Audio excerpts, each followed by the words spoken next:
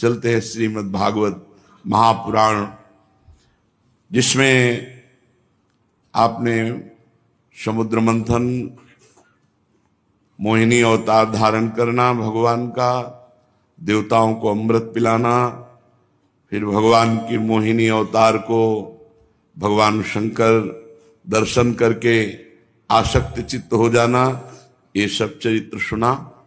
अब भगवान श्री सुखदेव जी महाराज ये पीछे के 7 मनवंतर जो बीत चुके उनको आपने सुना। अब आगे के आगामी 7 मनवंतरों की कथा का वर्णन करते हैं, जिनके श्रवण मात्र से अंतःकरण पवित्र होकर भगवत चरणारविंद की भक्ति को प्राप्त होता है। श्री सुखदेव जी कहते हैं, परीक्षित, विवस्वान के पुत्र यशस्वी श्राद्ध देव ही 7वें वैवस्वत मनु हैं।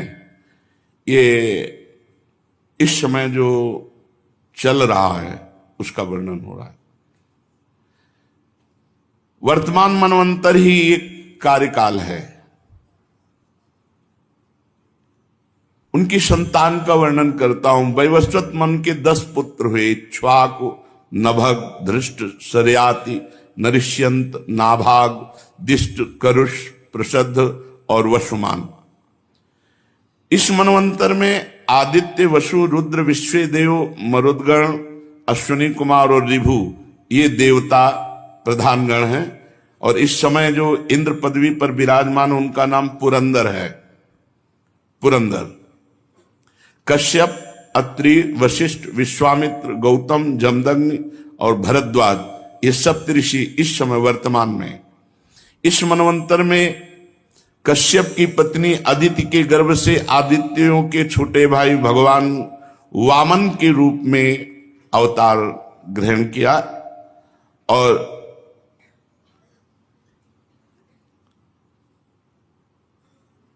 भगवान ने 3 पग पृथ्वी के बहाने पूरी त्रिलोकी को, ये भगवान का छल अवतार हुआ। पर धन्य है महाराज बलि की कि गुरुदेव के कहने पर भी रुके नहीं और भगवान को 3 पग पृथ्वी दान की। ये हम आगे सुनाएंगे। श्री सुखदेव जी परीक्षित जी से कहते हैं, भगवान सूर्य की 2 पत्नियां थी, संज्ञा और छाया। ये दोनों विश्वकर्मा की पुत्री थी। उनसे भगवान यमराज और यमी और श्राद्ध देव ये 3 संतानें हुई। भगवान सूर्य के पुत्र हैं श्री यमराज जी। छाया के 3 संतानें हुई, सावरण, शनिश्चर और तप्ती। शनि भी भगवान सूर्य के पुत्र हैं, सावरण भी, और तप्ती नाम की कन्या जो संवरण की पत्नी हुई। और बड़वा का रूप धारण किया जब संज्ञा ने, तब अश्विनी कुमार जो देवताओं के वैद्य हैं ये भी भगवान सूर्य के ही पुत्र हैं। 8वें मनवंतर में सांवरणी मनु होंगे, उनके पुत्र होंगे निर्मोक, विरजस कादि। परीक्षित, उस समय श्रुतपा, विरजा, अमृत प्रभ नामक देवगण होंगे। इन देवताओं के इंद्र होंगे विरोचन के पुत्र बलि। अगला जो देवराज इंद्र पद पर विराजमान होने वाले हैं वो महाराज बलि होंगे। अभी वर्तमान में पुरंदर विराजमान है। वामन अवतार ग्रहण करके इन्हीं से 3 पग पृथ्वी मांगी थी और छल करके सारी त्रिलोकी को ले लिया। राजा बलि को एक बार तो भगवान ने बांध दिया, परंतु बलि पर कोई फर्क नहीं पड़ा। भक्ति की यही स्थिति होती है। नहीं तो भगवान से शिकायत कर सकते थे कि गुरु की भी नहीं मानी और आपको दे दिया, और आप ये लीला कर रहे हो कि इतना बड़ा नाप मांगने आए तो छोटे बनकर आए और फिर मांगना जब संकल्प कर दिया तो ये छल रूप धारण किया, ऊपर से हमें बांध रहे हो, डांट रहे हो, ऐसा कुछ नहीं कहा। और बड़ी प्रसन्न मुद्रा में भगवान को प्रणाम। भगवान बलि को नहीं बांधे, स्वयं बंध गए और शुतल लोक का राज्य दिया और कहा आगे इंद्र तुम बनोगे। और आज भी भगवान उनके द्वारपाल बने खड़े हैं। अभी आगे इनका चरित्र विस्तृत आएगा। गालो दीप्तिमान परशुराम अश्वस्थामा कृपाचार्य ऋष्य श्रृंग और भगवान व्यास, ये 8वें मनवंतर में सप्तऋषि होंगे। इस समय ये सब महापुरुष योग बल से अपने अपने आश्रम मंडल में स्थित हैं। देवगुहि की पत्नी सरस्वती के गर्भ से सार्वभौम नामक भगवान का अवतार होगा। ये ही प्रभु पुरंदर इंद्र से स्वर्ग का राज्य छीनकर राजा बलि को देंगे। परीक्षित, वरुण के पुत्र दक्ष सावरणी 9 मनु होंगे। भूतकेतु दीप्त केतु आदि उनके पुत्र होंगे। पार मरीच गर्भ आदि देवताओं के गण होंगे। अद्भुत नाम के इंद्र होंगे। उस मनवंतर में द्युतिमान आदि सप्तऋषि होंगे। आयुष्मान की पत्नी अंबुधारा के गर्भ से ऋषभ देव के रूप में भगवान का कलावतार होगा और अद्भुत नामक इंद्र उन्हीं की दी हुई त्रिलोकी का उपभोग करेंगे। 10वें मनु होंगे उपश्लोक के पुत्र ब्रह्म सावरणी, उनमें समस्त सद्गुण निवास करेंगे। भूरिसेन आदि उनके पुत्र होंगे। हविष्यमान, सुकृति, सत्य, जय, मूर्ति आदि सप्तऋषि, सुवासन, विरुद्ध आदि देवगण और इंद्र होंगे शंभु। विसृज की पत्नी विसूची के गर्भ से भगवान विश्वक्सेन के रूप में अंशावतार ग्रहण करके शंभु नामक इंद्र से मित्रता करेंगे। 11वें मनु होंगे अत्यंत संयमी धर्म सावरणी, उनके सत्य, धर्म आदि 10 पुत्र होंगे। विहंगम, कामगम, निर्वाण रुचि आदि देवताओं के गण होंगे। अरुणादि सप्तऋषि होंगे। वैधृत नामक इंद्र होंगे। आर्यक की पत्नी वैधृता के गर्भ से धर्म सेतु के रूप में भगवान का अवतार होगा और उसी रूप में वे त्रिलोकी की रक्षा करेंगे। 12वें मनु होंगे रुद्र सावरणी, उनके देववान उपदेव, देवश्रेष्ठ आदि पुत्र होंगे। उस मनवंतर में ऋतधामा नामक इंद्र होंगे। हरित आदि देवगण होंगे। तपोमूर्ति, तपस्वी, आग्नि, धृक आदि सप्तऋषि होंगे। सत्य सहा की पत्नी सुंदता के गर्भ से स्वधाम के रूप में भगवान का अवतार होगा और उसी रूप में भगवान उस मनवंतर का पालन करेंगे। 13वें मनु होंगे परम जितेंद्री देव सावरणी, चित्रसेन, विचित्र आदि उनके पुत्र होंगे। सुकर्म और सुत्राम आदि देवगण होंगे। इंद्र का नाम होगा दिवसपति। उस समय निर्मोक और तत्वदर्श आदि सप्तऋषि होंगे। देवहोत्र की पत्नी बृहति के गर्भ से योगेश्वर भगवान का अवतार होगा और उस रूप में भगवान दिवसपति को इंद्र पद प्रदान करेंगे। 14वें मनु होंगे इंद्र सावरणी, उरु, गंभीर बुद्धि आदि उनके पुत्र होंगे। उस समय पवित्र चाक्षुष आदि देवगण होंगे। इंद्र का नाम होगा शुचि। अग्नि, बाहु, शुचि, शुद्ध और मागध ये सप्तऋषि होंगे। उस समय सत्रायण की पत्नी विताना के गर्भ से बृहद भानु के रूप में भगवान का अवतार होगा और वो कर्म कांड का विस्तार करेंगे। परीक्षित, ये तुम्हें 14 मनवंतर सुनाए जो भूत, वर्तमान और भविष्य तीनों काल में चलते रहते हैं। इन्हीं के द्वारा 1000 चतुर्युगी वाले कल्प के समय की गणना की जाती है। राजा परीक्षित ने पूछा, भगवान बड़े कृपालु हो, आप कृपा करके आप 14 मनवंतर का वर्णन किया। अब मनुपुत्र और सप्तऋषि अपने अपने मनवंतर में किसके द्वारा नियुक्त होकर कौन कौन सा काम करते हैं, ये आप कृपा करके मुझे बताइए। श्री सुखदेव जी ने कहा, परीक्षित, मनुपुत्र और सप्तऋषि और देवता सबको नियुक्त करने वाले तो एकमात्र स्वयं भगवान ही है। भगवान के जिन यज्ञ पुरुष आदि अवतार शरीरों का वर्णन मैंने किया, उन्हीं की प्रेरणा से मनु आदि विश्व व्यवस्था का संचालन करते हैं।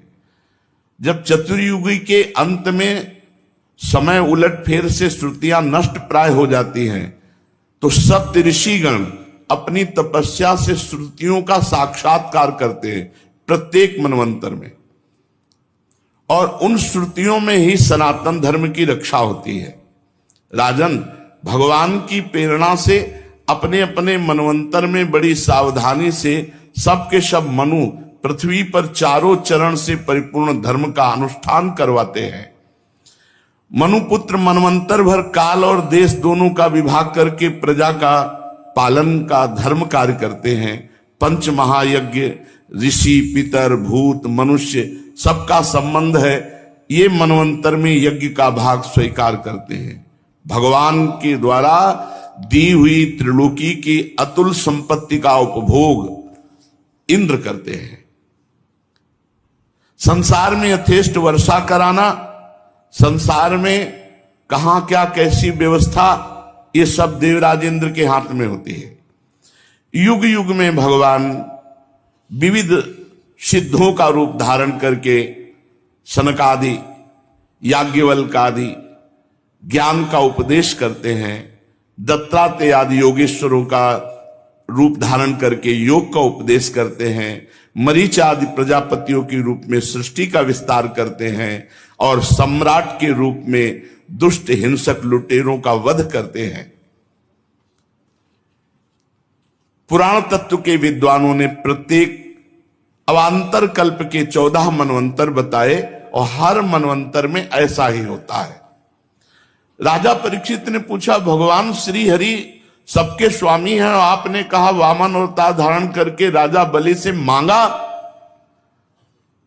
प्रभु, मुझे ये बात समझ में नहीं आ रही कि त्रिभुवन के स्वामी होकर उन्होंने मांगना क्या था? उन्हीं की संपत्ति थी, मांगना क्या था? अच्छा चलो मांग लिया, फिर बलि को बांध क्यों दिया? मेरे हृदय में बात जम नहीं रही कि भगवान को पहली बात तो मांगना नहीं, और मांग लिया, उन्हीं की संपत्ति थी, फिर बांधा क्यों? उसने तो सब दे दिया, फिर बलि को बांधा क्यों? मेरा बड़ा कौतूहल हो रहा है हृदय में कि भगवान के द्वारा निरपराध को बंधन में डालना, ये दोनों संभव कैसे हुआ, ये हम जानना चाहते हैं। श्री सुखदेव जी ने कहा, परीक्षित, जब इंद्र ने बलि को पराजित करके उनकी संपत्ति छीन ली और प्राण भी ले लिए एक तरह से बलि को, तो भृगुनंदन शुक्राचार्य जी ने बलि के शरीर को एकांत में ले जाकर मत संजीवनी विद्या से जीवित और स्वस्थ और तेजस्वी कर दिया। इस पर शुक्राचार्य जी के शिष्य महात्मा बलि ने अपना सर्वस्व उनके चरणों में चढ़ा दिया। तन मन से गुरु जी की सेवा, गुरु के आश्रित परीक्षित जो अपने गुरु के आश्रित और गुरु की सेवा परायण है, वो पूरे विश्व पर विजय प्राप्त कर सकता है। बड़ी महिमा है गुरु सेवा की। देखो, गुरु सेवा के प्रताप से ही संदीपिनी जी जगत गुरु भगवान श्री कृष्ण के गुरु बने, अपने गुरुदेव की सेवा के प्रताप से। बलि जी समझ गए कि हमारे गुरुदेव का कृपा प्रसाद, देवराज इंद्र का पद अवश्य वापस आ जाएगा। शुक्राचार्य जी बहुत प्रसन्न हुए देख करके पूर्ण समर्पण बलि का। गुरु क्या देखते हैं? पूर्ण समर्पण। मन, बुद्धि, चित्त, अहंकार, ये आज्ञा पे चले गुरु के, बस इतना ही गुरुदेव चाहते हैं। ये रुपया, पैसा, भोग सामग्री, वस्तुएं, इसका महत्व अगर गुरुजनों की चित्त में है तो उन्होंने अभी तक प्राप्त क्या किया? इससे थोड़ी खुश होते हैं कि नहीं, आप आज्ञा उल्लंघन करो, खूब हलवा पूड़ी खवाओ तो प्रसन्न थोड़ी होंगे। आज्ञा का पालन कर रहे हो, इसी से खुश हो जाते हैं। बलि का महाभिषेक विधि से अभिषेक कराकर विश्वजित नामक यज्ञ करवाया शुक्राचार्य जी ने। जब यज्ञ की विधि से हविष्यों के द्वारा अग्नि देवता की पूजा की गई तो यज्ञ कुंड में सोने की चद्दर से मढ़ा हुआ एक सुंदर रथ निकला। जब शुक्राचार्य जी ने यज्ञ करवाई तो बलि जी के सुरक्षा के लिए एक दिव्य रथ प्रकट हुआ और कवच, और हरे रंग के घोड़े सिंह के चिन्ह से युक्त रथ पर लगाने की ध्वजा। प्रहलाद जी ने देखा कि गुरु शुक्राचार्य जी बहुत प्रसन्न हैं और बलि के लिए यज्ञ से दिव्य घोड़ा और कवच, तो उन्होंने एक माला प्रदान की।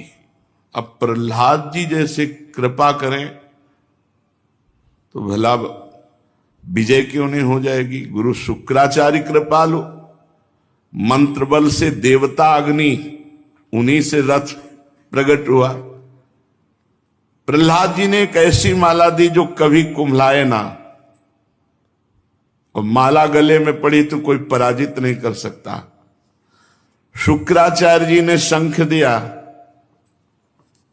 पूरा स्वस्ति वाचन कराए। बलि जी ने प्रहलाद जी के चरणों में प्रणाम किया और भृगुवंशी गुरुदेव को दाहिने करके रथ पर सवार हुए, कवच धारण किया। अपने ईश्वर बल से दैत्य सेनापतियों को साथ लिया, देवराज इंद्र पर चढ़ाई कर दी। ऐसा लग रहा था मानो आकाश को पी जाएंगे, क्षितिज को भस्म कर देंगे। बहुत बड़ी सेना अंतरिक्ष को कपाते हुए अमरावती पर चढ़ाई कर दी, देवराज इंद्र के महल पर। जे भी राजधानी अमरावती देवताओं की दैत्यों ने घेर ली। अब तो विश्वकर्मा का बनाया हुआ दिव्य सब स्थान नष्ट भ्रष्ट करने लगे दैत्यजन, देवांगनाएं भागने लगी। अमरावती इतनी मनोहर थी मानो त्रिभुवन की सुंदरता वहां एकत्रित की गई हो। इंद्र ने देखा कि बलि के सामने टिकना असंभव, क्योंकि उनके ऊपर गुरु कृपा है, तो अपने गुरु बृहस्पति जी के पास गए। उनसे बोले, भगवान इस बार तो ऐसी शक्ति दिखाई दे रही कि जीत पाना कठिन है। मैं देखता हूं कि बलि को कोई रोक ही नहीं सकता, ऐसे प्रलयंकारी आग की तरह बढ़ता चला आ रहा है। आप कृपा करके बताइए कि मेरे शत्रु की इतनी जल्दी इतनी बढ़ती कैसे हो गई और इसे कैसे दबाया जा सकता है। देवगुरु बृहस्पति ने कहा, इंद्र मैं तुम्हारे शत्रु बलि की उन्नति का कारण जानता हूं, उसने अपने गुरुदेव को रिझा लिया है। शुक्राचार्य जी ने अपने शिष्य बलि को महान तेज शक्ति का खजाना बना दिया। इस समय सर्वशक्तिमान भगवान के सिवा काल की भी ताकत नहीं कि बलि को पराजित कर सके, केवल भगवान। इसलिए तुम बिना लड़े भागो, बृहस्पति जी ने सलाह दी, और जाओ त्रिभुवन में कहीं भी छुप जाओ, भागो, सब खाली करो अमरावती। युद्ध नहीं, कोई नहीं जीत सकता बलि से। प्रतीक्षा करो भगवान की कृपा की। इस समय शुक्राचार्य के तेज से बलि की उत्तरोत्तर वृद्धि हो गई है, और जब इन्हीं शुक्राचार्य जी का ये तिरस्कार करेगा तब ये पराजित हो सकता है, अन्यथा नहीं। जिन शुक्राचार्य जी की कृपा से इतना बल वैभव, उन्हीं शुक्राचार्य जी का जब अपमान करेगा तब ये पराजित होगा। बृहस्पति जी स्वार्थ और परमार्थ से परम ज्ञानी हैं। उनकी सलाह मानकर समस्त देवता अंतर्ध्यान हो गए, पूरा स्वर्ग खाली। विरोचन नंदन बलि ने देखा कि अमरावतीपुरी में कोई लड़ने वाला ही नहीं। तब उन्होंने भृगुवंशियों से अनुगत 100 अश्वमेध यज्ञ किए, क्योंकि इंद्र पद का अधिकारी वही जो 100 अश्वमेध यज्ञ कर ले।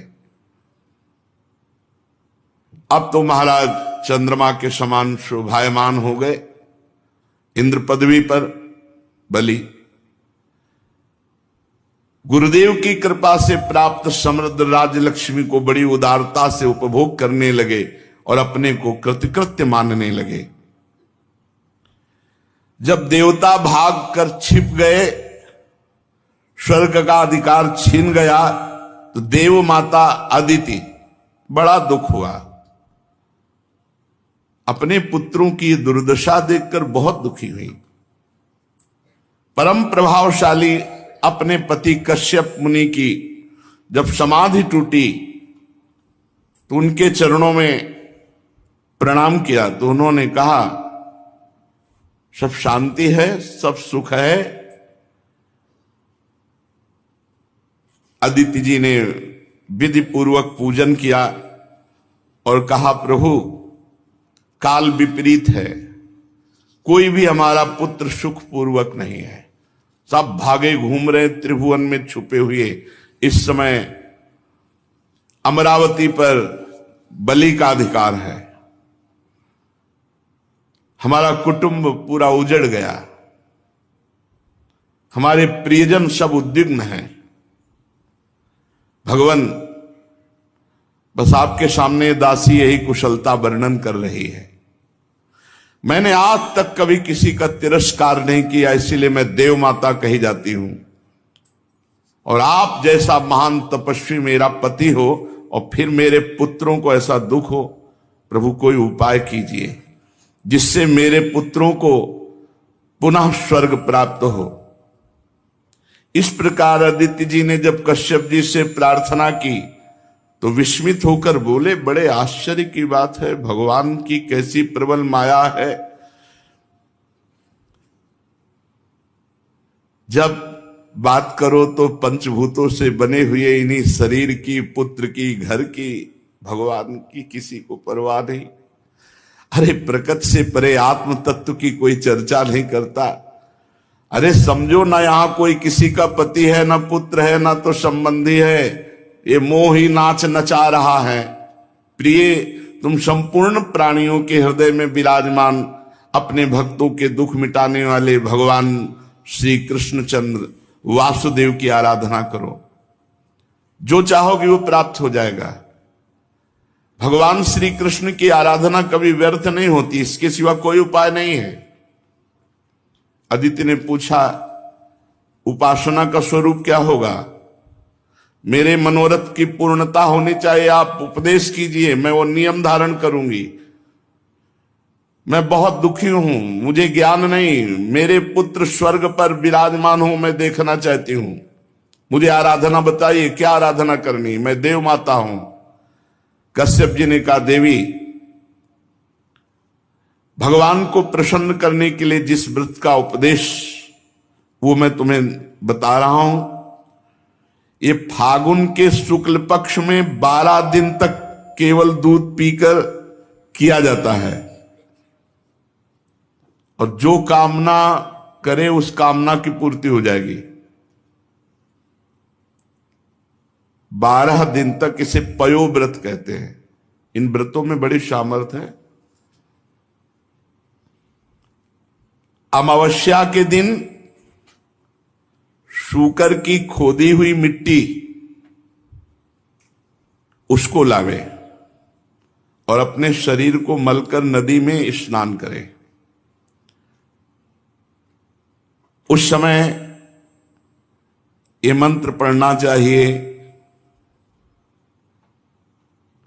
त्वं देव्यादि वराहेण रसाया स्थानमिच्छता उद्धृता से नमस्तुभ्यम पापमानम में प्रणाशय। संस्कृत ना आवे तो हिंदी से, हे देवी, प्राणियों की स्थान देने की इच्छा से वाला भगवान ने रसातल से तुम्हारा उद्धार किया था।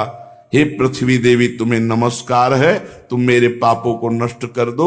ऐसा कहते हुए और सुअर की खोदी हुई मिट्टी से पूरे शरीर को मलकर फिर नदी में स्नान करें। इसके बाद अपने नित्य नैमित्तिक नियमों को पूरा करके एकाग्रचित्त से मूर्ति, वेदी, सूर्य, जल, अग्नि और गुरुदेव रूप से भगवान की पूजा करें। फिर प्रार्थना करें, प्रभु आप सर्वशक्तिमान हैं, अंतर्यामी और सबके आराधनीय हैं, समस्त प्राणी आप में और आप समस्त प्राणियों में निवास करते हैं, इसी से आपको वासुदेव कहते हैं। आप समस्त चराचर जगत और उसके कारण के भी साक्षी हैं। हे भगवान वासुदेव, मैं आपको नमस्कार करती हूं। भगवान को नमस्कार करके भगवान की स्तुति करे कि आप सबके प्राण हैं, आप इस जगत के स्वरूप हैं, आप योग हैं, योग के कारण हैं, आदिदेव हैं, पीतांबरधारी केशव, मैं आपकी स्तुति करती हूं, आपकी चरण रज की उपासना करती हूं, आपकी कृपा लालसा प्राप्त करने के लिए। फिर गंधमाला आदि से भगवान का पूजन करे और दूध से भगवान की मूर्ति का स्नान करावे। इसके बाद वस्त्र यज्ञोपवीत आभूषण जो व्यवस्था है, द्वादशाक्षर मंत्र से भगवान का पूजन करे और दूध में पकाए हुए घी और गुड़ और साली के चावल से द्वादशाक्षर मंत्र से हवन करे।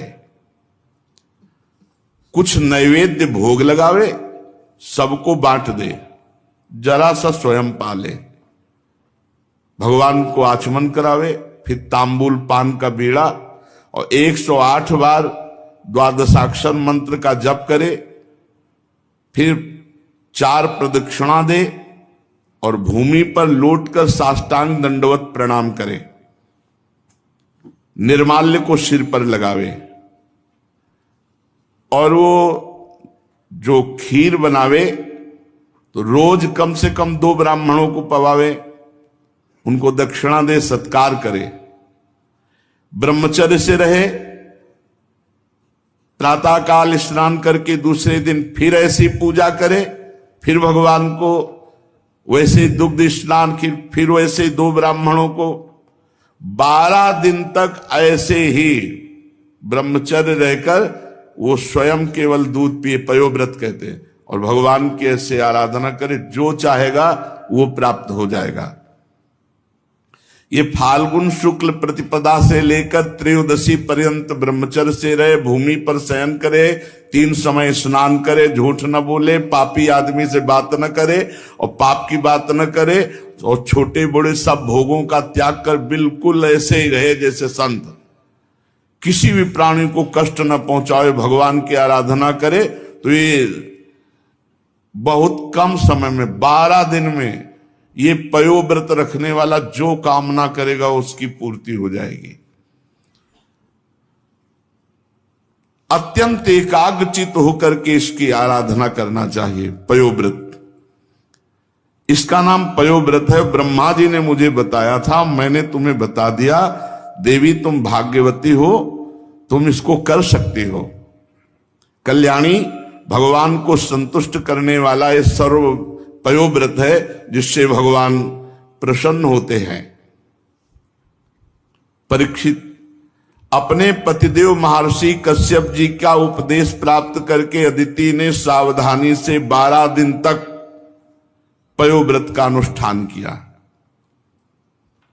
जे ही पूरा व्रत हुआ तो सामने देखा भगवान प्रकट हो गए।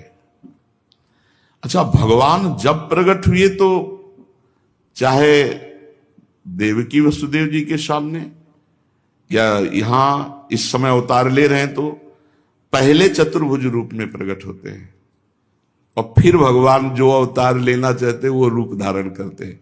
तो यहां भी शंख चक्र गदा पद्म धारण किए हुए सामने प्रकट हो गए।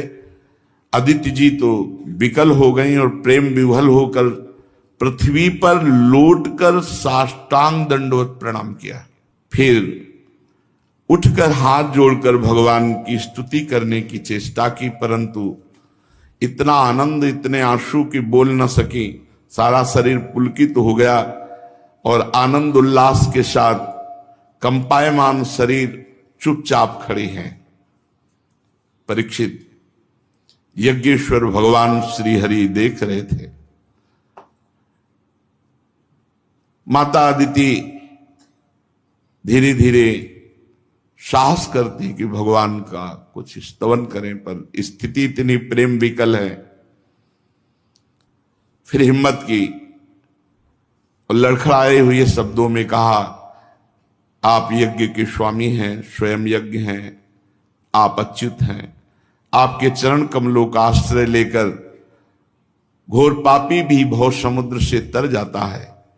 आपके नाम का कीर्तन, नाम का श्रवण ये संसार से तारने वाला है। आपके नामों के श्रवण मात्र से परम कल्याण हो जाता है। हे आदि पुरुष, हम आपकी शरण में हैं। सारी विपत्तियों का आप नाश करने वाले हैं। हे स्वामी, आप हमारा कल्याण कीजिए। भगवान ने कहा, देवताओं की जननी, मैं तुम्हारी अभिलाषा को जानता हूं। शत्रुओं ने तुम्हारे पुत्रों की संपत्ति छीन ली है, स्वर्ग से खदेड़ दिया है। तुम चाहती हो कि युद्ध में तुम्हारे पुत्र उन मत वाले बलि असुरों को जीतकर विजय लक्ष्मी प्राप्त करें, इसीलिए तो आराधना किया है ना। तुम्हारे पुत्र धन समृद्धि से युक्त हो जाएं और जैसे विराजमान थे पहले स्वर्ग में वैसे ही आनंद हो जाए। तो देवी, ये तो नहीं हो सकता। असुर सेनापतियों को जीता नहीं जा सकता, ऐसा मेरा निश्चय है, क्योंकि ईश्वर और गुरु उनके अनुकूल हैं।